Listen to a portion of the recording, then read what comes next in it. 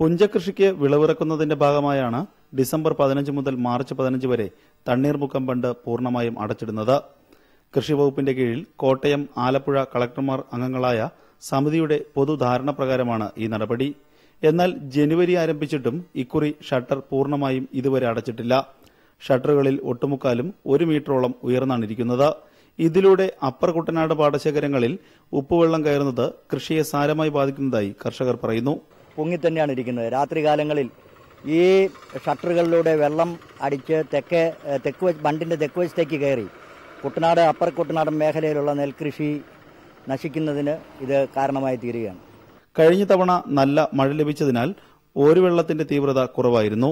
ഇക്കുറി മഴ മാറി നിൽക്കുന്നതോടെ ഉപ്പുവെള്ളത്തിന്റെ ആഘാതം ഏറുമെന്നാണ് കർഷകരുടെ ആശങ്ക. അപ്പർ കുട്ടനാട് മേഖലയിലെ തലയാഴം, വെച്ചൂർ, ആർപ്പൂക്കര, ഐമനം, കുമരകം പ്രദേശങ്ങളിലായി 10,000-ലധികം ഹെക്ടർ പാടങ്ങളിലാണ് ഇക്കുറി കൃഷിയിറക്കിയിട്ടുള്ളത്. അധികൃതരുടെ ഭാഗത്തുനിന്നും നടപടി ഉടനുണ്ടായില്ലെങ്കിൽ ഈ മേഖലകളിലെ കൃഷി അവതാളത്തിലാകുമെന്ന ആശങ്കയിലാണ് കർഷകർ. Ranjith Ambadi, India vision, Kottayam.